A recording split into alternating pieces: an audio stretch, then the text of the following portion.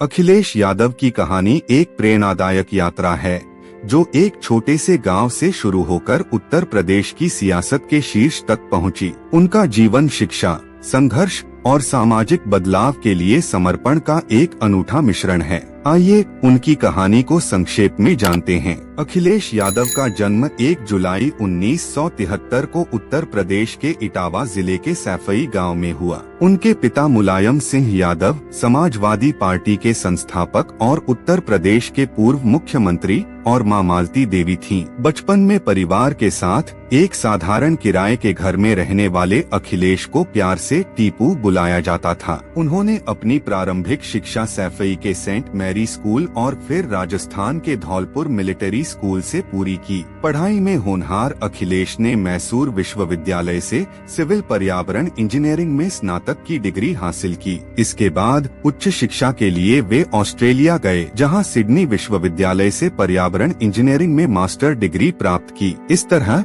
वे भारतीय राजनीति में उच्च शिक्षित नेताओं में से एक हैं। अखिलेश की निजी जिंदगी भी उनकी राजनीतिक यात्रा जितनी ही रोचक है। उनकी मुलाकात डिम्पल यादव से एक कॉमन फ्रेंड के जरिए हुई, जो बाद में उनकी जिंदगी की हमसफर बनी। यह प्रेम कहानी फिल्मी अंदाज वाली थी। डिम्पल और अखिलेश की दोस्ती प्यार में बदली, लेकिन मुलायम सिंह शुरू में इस शादी के खिलाफ थे। अखिलेश की जिद और प्यार के आगे पिता को झुकना पड़ा और 24 नवंबर 1999 को दोनों शादी के बंधन में बंधे। उनके 3 बच्चे हैं, 2 बेटियां अदिति और टीना और एक बेटा अर्जुन। डिम्पल भी एक सक्रिय राजनेता हैं और कन्नौज से सांसद रह चुकी हैं। राजनीति में अखिलेश का प्रवेश स्वाभाविक था, क्योंकि वे एक राजनीतिक परिवार से ताल्लुक रखते थे। 2000 में मुलायम सिंह के इस्तीफे के बाद कन्नौज लोकसभा सीट पर उपचुनाव हुआ, जिसमें अखिलेश ने जीत हासिल की।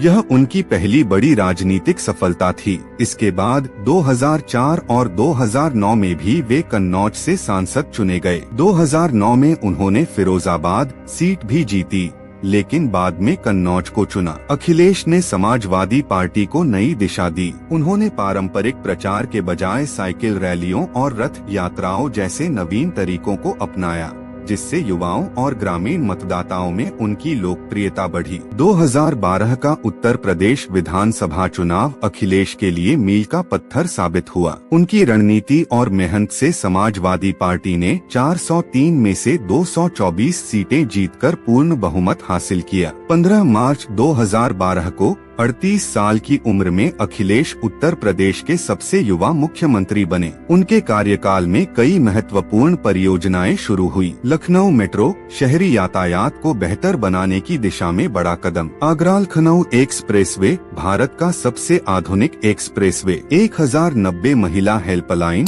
महिलाओं की सुरक्षा के लिए शुरू की गई सेवा। किसान पेंशन योजना किसानों को आर्थिक सहायता। लैपटॉप वितरण युवाओं को डिजिटल रूप से सशक्त बनाने की पहल। हालांकि उनके कार्यकाल में चुनौतियां भी थीं। 2013 के मुजफ्फरनगर दंगों और IAS अधिकारी दुर्गा शक्ति नागपाल के निलंबन जैसे विवादों ने उनकी आलोचना कराई। परिवार में चाचा शिवपाल सिंह यादव के साथ मतभेद भी सुर्खियों में रहे। 2017 के विधानसभा चुनाव में समाजवादी पार्टी को हार का सामना करना पड़ा। अखिलेश ने कांग्रेस के साथ गठबंधन किया, लेकिन यह जोड़ी कामयाब नहीं हुई। 2019 में बसपा के साथ गठबंधन भी अपेक्षित परिणाम नहीं लाया। 2022 में अखिलेश ने मैनपुरी की करहल सीट से पहली बार विधानसभा चुनाव लड़ा और जीत हासिल की। वे वर्तमान में उत्तर प्रदेश विधानसभा में नेता प्रतिपक्ष हैं। 2024 के लोकसभा चुनाव में समाजवादी पार्टी ने 37 सीटें जीतकर शानदार प्रदर्शन किया,